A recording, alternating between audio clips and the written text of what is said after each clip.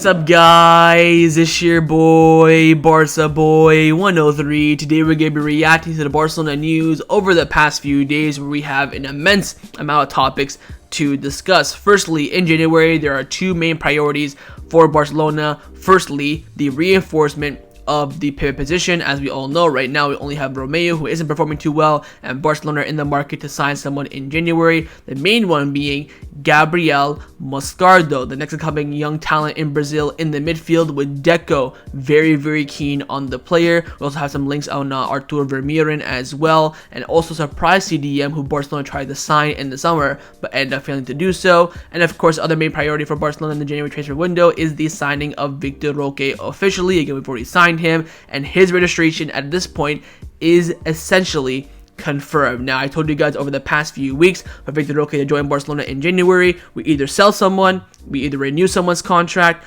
or we activate an economic lever, and one of those have come true. We'll talk about those details. Now, of course, with players coming in, there will be exits at some point this season. We are expecting the two players contract to do end in Roberto and Alonso to leave at the end of the season, and also the club are playing the exit of Ansu Fati if he end up performing very well at Brighton. We even had some talks about Lewandowski possibly going to Saudi Arabia. Lewandowski has come out in the media speaking about his thoughts on the transfer. We also have some contract renewal updates on Lamine, Yamal, and also on Ter Stegen and De Jong, and how Barcelona renewed them because they want them to stay, now to generate, financial fair play margin, things like that. We have big injury updates on Raphinha, Pedri, Lewandowski, Araujo. How Barcelona, I think this is the most interesting news, that Barcelona trying to sell the naming rights of the Olympic Stadium to Nike. And finally, we have some news about the 2030 World Cup and how the Camp Nou is majorly involved. But before we get into it, make sure you guys smash that like button down below. Let's try to get the 200 likes in this video. Be very much appreciated. Also, if you're new, make sure you subscribe down below if you haven't already, and let's get into it.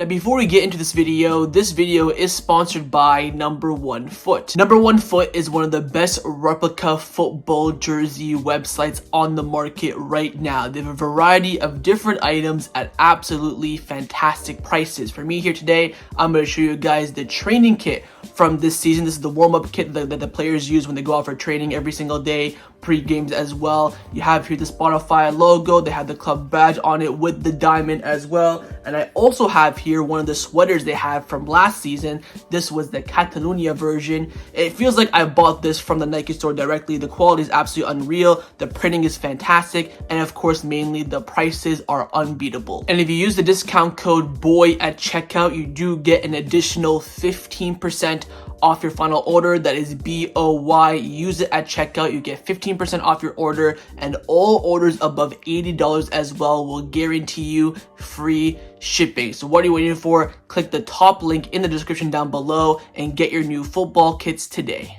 Let's start off with the transfer news over the past few days. And then the main player that we have been linked with over the past, I would say, 72 hours has been Gabriel Moscardo, where again it is Deco working his magic. Now, Joaquin Pereira from Sport has come out saying that Deco has already established contacts with Corinthians to convey Barcelona's interest in Gabriel Moscardo. Corinthians already rejected 2 offers from Chelsea and are asking for 30 million euros for the player. Barcelona are planning to go all out for Gabriel Moscardo in the coming months. Deco was the key man in the signing of Vitor Roque and now intends to repeat the operation with Gabriel Moscardo. Barcelona's director of football believes that Moscardo is capable of joining Barcelona next summer and to start to earn his place, and believes that he has the right profile for the team. Next season, there will be space to sign players of this profile. The first movements have already begun with the contacts with Corinthians, and they have been made known of Barcelona's interest. Very interesting. Look, if they want to bet on Moscardo, that's fine, but I think the pivot position needs someone who's ready now. Of course, Moscardo can grow. He can, become the starter in the pivot for many more years to come. But when he joins, let's say hypothetically next summer, will he be the starting pivot? Probably not. I think Barcelona, what their plan should be, is to bin Romeo, bring in someone with experience. On top of that, bring in Moscardo. Now, you could argue Romeo has experience. I mean someone with experience who's ready to play and start for Barcelona week in, week out and perform at a high level. So whether you want to pick, like a Joshua Kimmich or Zubimendi, someone of that profile who comes in, is a starter, performs well, then you have Gabriel Moscardo there to learn, to grow, cover for that position, and also provide some competition, especially at the price of 30 million euros.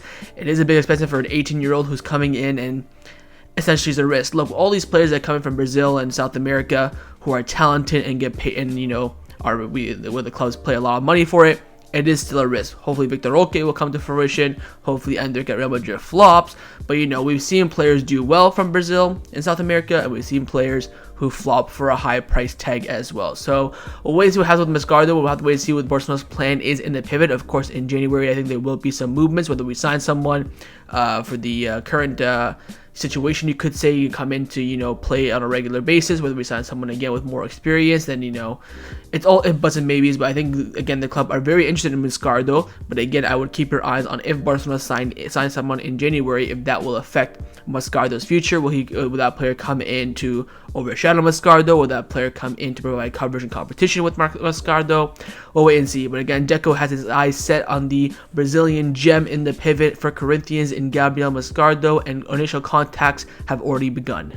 Now, as previously mentioned, of course, Barcelona are in the market for a pivot, and looks like that will be their main target in the upcoming January transfer window. And we do have some names to discuss. Firstly, a name that we've already mentioned quite a few times in Artur Vermeeren. Mundo Deportivo is reporting that a host of clubs, including Manchester United, Liverpool, Brighton, West Ham, Barcelona, and Ajax, are tracking the progress of Royal Antwerp's 18-year-old star Artur Vermeeren. Now, yesterday against Shakhtar Donetsk, where Royal Antwerp did end up losing 3-2, bottling a 2-0 lead, Vermeeren did play very, very, very well in that match. Look, he is, I think, on the level of Moscardo in the sense that you kind of bring him in with someone that's already solidified the role of Barcelona in the pivot.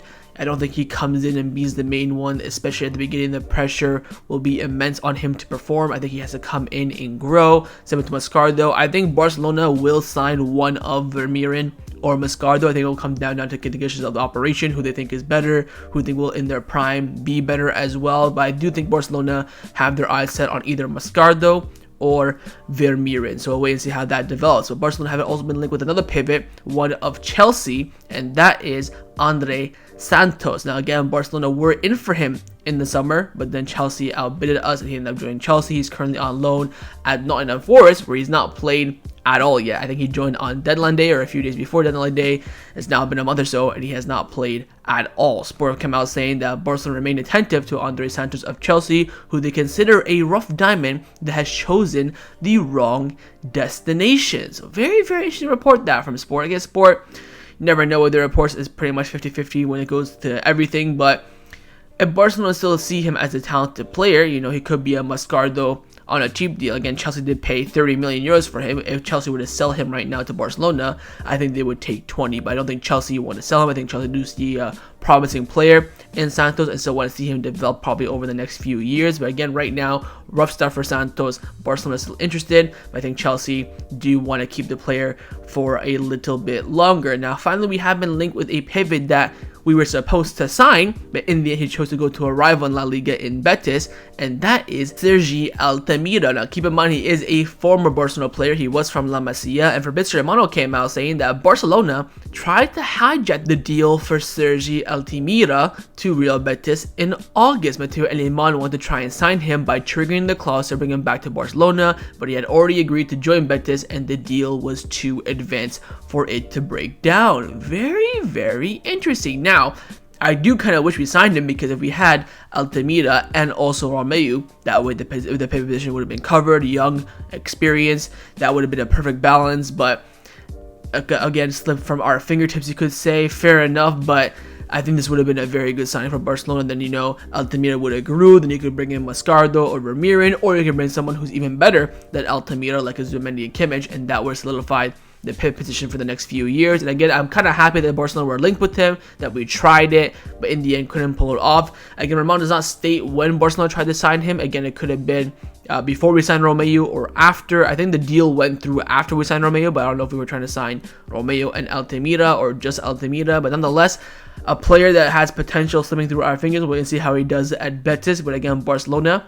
were in for Altamira. They tried to hijack the deal, but in the end, the Betis deal was way too advanced. Now, with Barcelona's current winger situation at the club are monitoring some of the situations of wingers in Europe. Again, keep in mind, Joao Felix is on loan. Lamine Yamal is 16. Raphinha, he has some doubts, of course, with his injury and also not performing. Ferran Torres is only good off the bench and not really a pure winger. So some question marks have come about, and we have been linked with a few wingers, the main one being, of course, Nico Williams, who will be available on a free transfer. But according to Sport, Nico Williams, who have been linked with, of course, with Barcelona, is now close to renewing his deal with Athletic Club. I am not surprised in the slightest, so it looks like Nico Williams will stay at Athletic Club. But if he doesn't, keep your eyes on it, but most likely he will renew.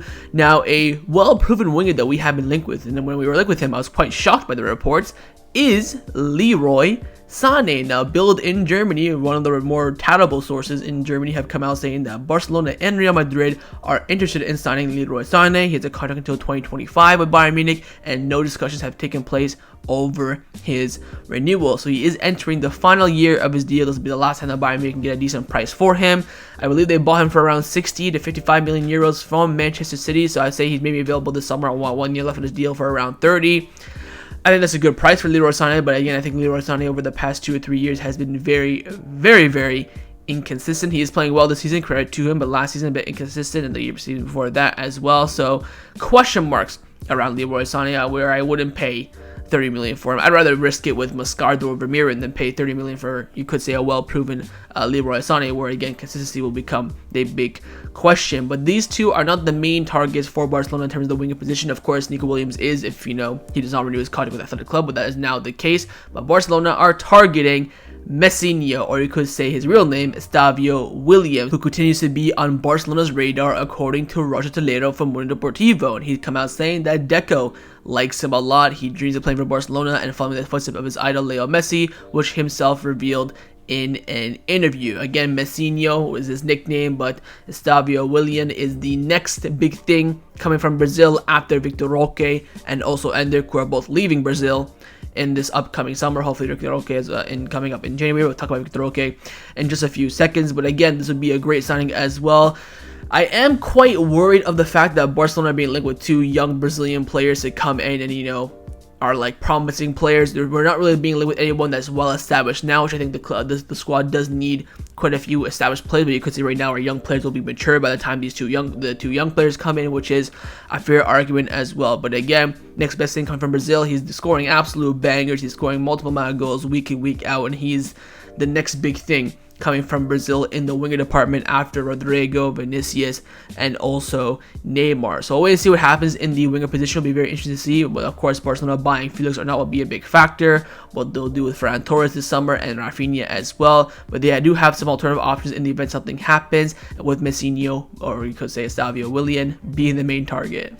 Now, with the January window fastly approaching, the main target in the window is, of course, the signing of Vitor Roque, who we've already signed in the summer. It's just now down to registering him and bringing him to the Catalan side. Now, again, Barcelona's priority is always to bring him in January, but keep in mind, in the official statement during the summer, the club did announce that he would be arriving in the summer of 2024. Now, Roger Toledo and Fernando Polo from Deportivo come out saying that Deco will travel to Brazil during the upcoming international break to meet with Vitor Roque in person. Deco wants to be with Vitor Roque to encourage him and to check how his injury is evolving. He also met with Atletico Paranaense's doctors as well. The Barcelona director of football will also inform Vitor Roque that he will be registered in January, pending the arrival of the money from Liberal Football Finance, of course, the German economic lever, which is the key for Vitor Roque. Again, we've been mentioning over the past few weeks that if Vitor Roque was to join, something has to happen to Barcelona's wage bill, a sale, a renewal, or an economic lever, and it looks like the economic lever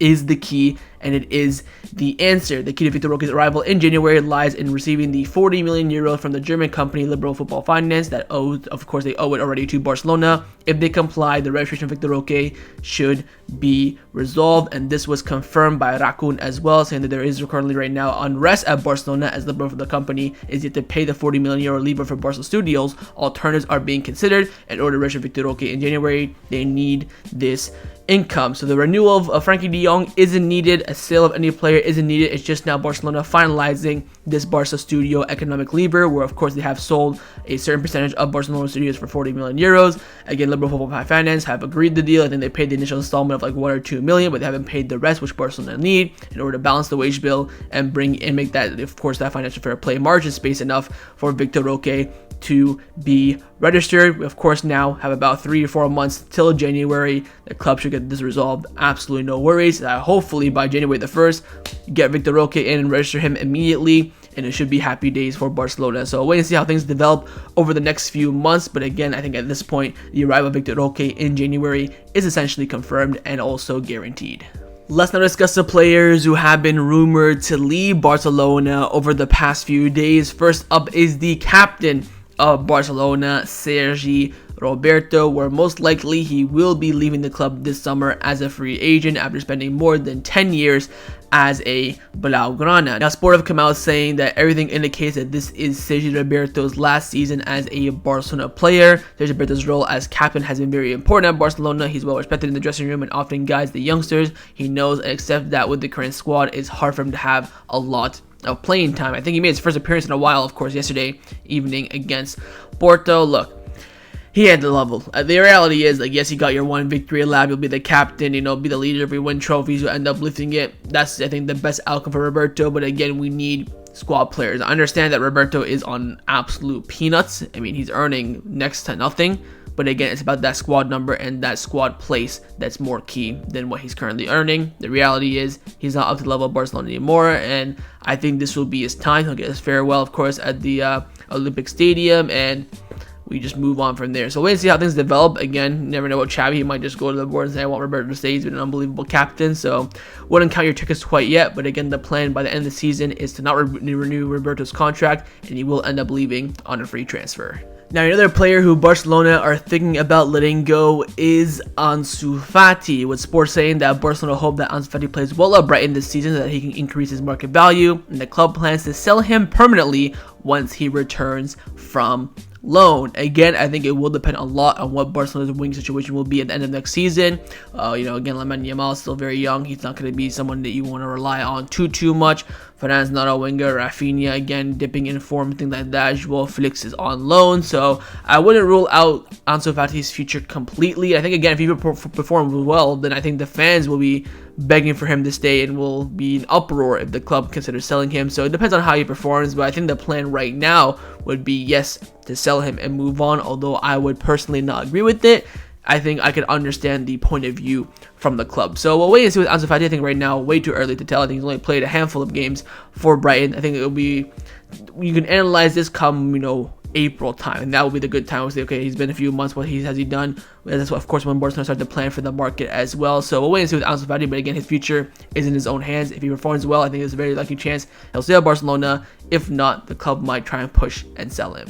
Now, another forward that could end up leaving Barcelona is, of course, Robert Lewandowski, with the Saudi money knocking on his door and begging for him to come. Again, Sport have come out saying that 4 Saudi Arabia clubs were interested in signing Lewandowski this past summer, and Barcelona knows that they will be interested again this upcoming summer. However, the club is satisfied with the player and wants to stay at Barcelona too. A move at the moment is very unlikely. So the club don't want to sell Lewandowski, and neither does Lewandowski want to leave. And Lewandowski has actually confirmed this in an interview that he did with Bild. He came out, he was asked about the Saudi Arabia interest. He said that, look, I'm not even thinking about that right now. My agenda is to be part of the game and have fun playing with my team, even without scoring goals in each game. I only think about enjoying every minute on the pitch because I know my time as a footballer will not be eternal. So he's saying that, look, I want to enjoy it at the top level while I can. I'm not thinking about it at the moment. The fact that he says he's not thinking about it, I think that definitely leaves the door open. Again, everyone wants their payday. Fair enough if he wants to do a year or two in Saudi to end off his career, but right now he's focused on Barcelona. Look, I think at the end of the season, if he hasn't, if he has under 30 goal contributions, good offer comes in. I'm talking like 80 million plus. If a Saudi club bids 80 million plus for Lewandowski, I think the club should take it. Again, you have a 30 million euro profit on what you paid for him. It's happy days for everyone. He gets to move on in his career and earn some money. Barcelona get a very, very good transfer fee. But again, I think it's like Ansu Fati, too early to tell at the moment. So keep your eyes on Lewandowski in Saudi Arabia. There could be some interest this summer, but for now, the club and the player isn't thinking about it. Let's now discuss some contract renewal updates around the first team at Barcelona. Firstly, on the contract renewal of Lamine Yamal, that of course has been made official a few days ago. Before Barcelona traveled to Porto, the club announced that Lamine Yamal has put pen and paper on a new deal until 2026. He's officially, on paper, a first team player, not number wise quite yet, but he has committed his future to Barcelona. Again, you're probably thinking 2026, not too long of a renewal, but again, as a 16-year-old, he can only sign a maximum for 3 years, but once he turns 18, that's when he can sign the 4+ year deals. And again, Fernando Polo from Deportivo is confirming that Barcelona are already working on a new deal for Lamine Yamal when he turns 18 in 2025, with the signing of a renewal for 5 more years until 2030. So again, in the final year of this deal, he'll be 18. He will be old enough, of course, to sign a long-term deal with any club, and Barcelona are already starting talks to renew him for a longer period of time until 2030, and this has been confirmed widely. Again, behind the scenes, Deco is working on the renewal until 2030 for Lamine Yamal, and again, I think essentially you could say it's agreed. I don't think Barcelona would, agree to sign him on a 3-year deal without him committing his actual long-term future with the club. Maybe find details are still yet to be panned out, but I think in reality, Lamine Yamal has already renewed his deal until 2030 verbally. Again, things can change. Verbally is not written, so you heard about the gentleman's rule and stuff like that. It gets broken all the time, so you never know. But for now, the club do see Lamine Yamal staying till at least 2030, but officially 2026. The final renewal update, you could say, is on the renewal of Frenkie de Jong, and some news as well on the already renewed Marc Andre Ter Stegen, with Fernando Polo and Roger Solero from Deportivo saying that Deco wants to be very clear with both Ter Stegen and Frenkie de Jong that their contract renewals are not being done to generate FFP for other operations, but because of their great interest in them to be the cornerstone of the current project. Keep in mind that Ter Stegen and de Jong are captains. Ter Stegen is the second captain, de Jong is the fourth captain, of course Araujo is the third captain, so the fact that they're already the captains is enough. Ter Stegen has led the team to the pitch every single game so far this season. I don't think Roberto started the game, if I'm not mistaken, or did he start a game? Maybe one game Roberto led the team out, but apart from that, it's always been Ter Stegen, and the reality is that they're so imperative to this sporting project. And again, de Jong's renewal is going to be so key. We're hearing reports that there's going to be a renewal until 2028 or 2029. Will he space his salary? Will there be a salary increase? I have no idea, but the reality is that the club don't want to just renew them to generate FFP. Of course, I thought they were trying to renew de Jong for FFP to help with Vitor Roque, but that's not the reality. So that's, I think, fantastic news. Of course, they're both important players, and hopefully de Jong does end up renewing his contract by the end of this year.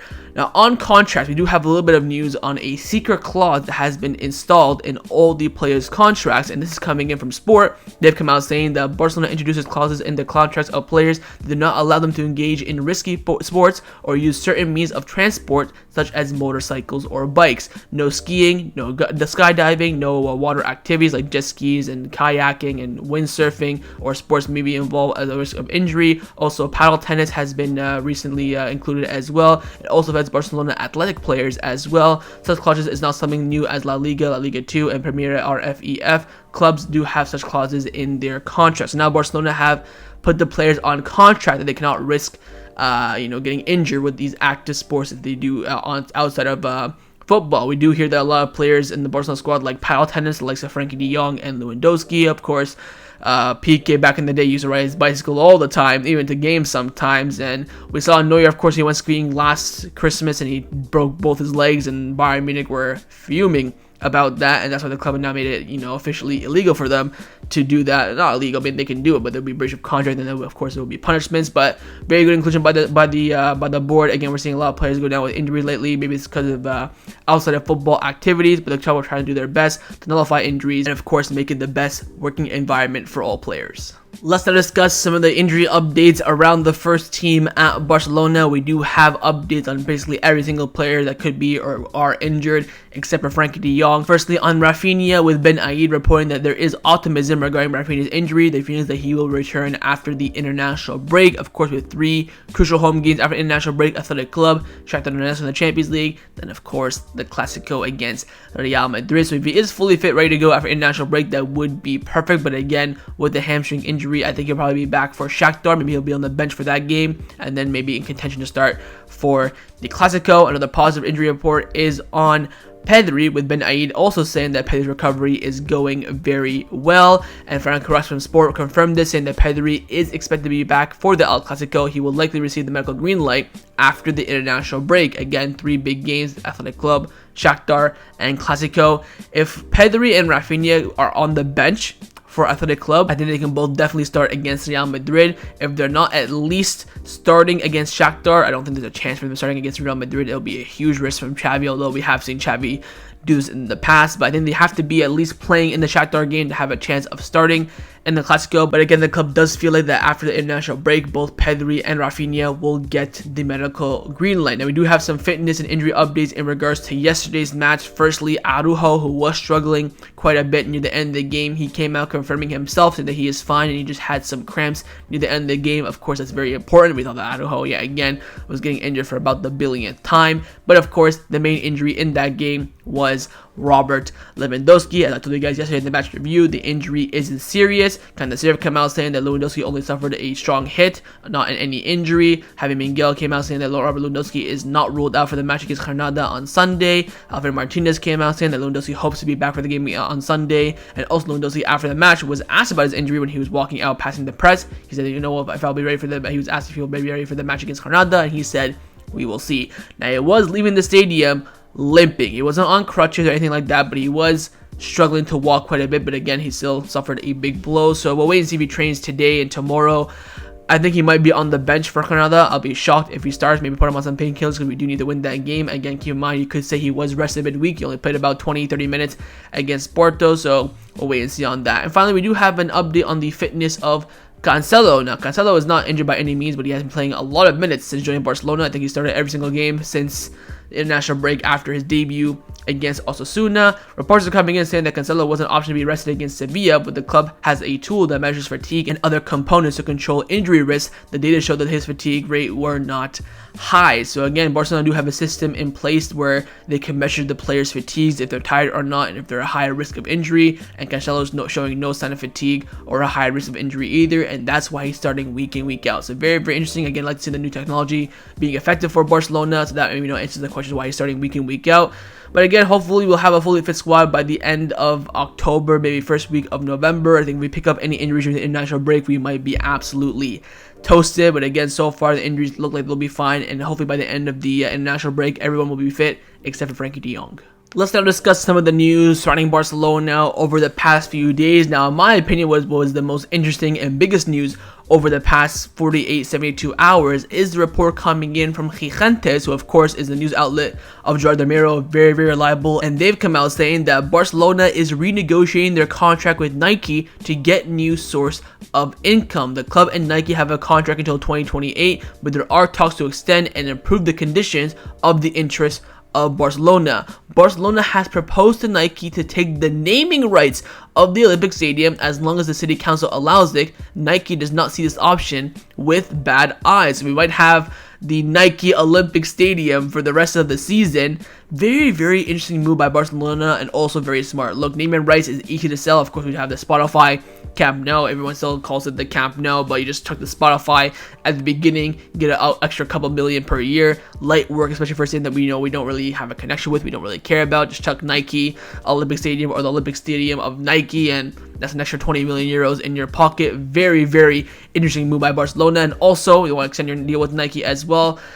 Again, Nike have been moving mad with the kits lately. They have been not providing the right quality for Barcelona recently. Of course, last season Nike were way behind on the quality of the Barcelona shirts that they were requesting for. This season they have been okay. So again, the club want to improve those conditions, and of course try to see if they can generate more money. They've been having fantastic sales recently. I think we had the most sales last season in terms of kits. So again, Barcelona want to improve that relationship, and also this is the big one though, the naming rights for the Olympic Stadium could be going towards Nike. Now, the final topic that I wanted to discuss before I end off this video is in regards to the news about the 2030 World Cup, where the hosts have been confirmed. The hosts will be Morocco, Spain, and Portugal, but there will be an interesting element to the 2030 World Cup, and FIFA have confirmed that the 2030 World Cup will be played, and FIFA have confirmed that the 2030 World Cup will play the opening matches in Argentina, Uruguay, and Paraguay before moving it to Spain, Portugal, and Morocco for the latter stages. In a defined world, FIFA and football are united, according to Giovanni Infantino, who of course is the president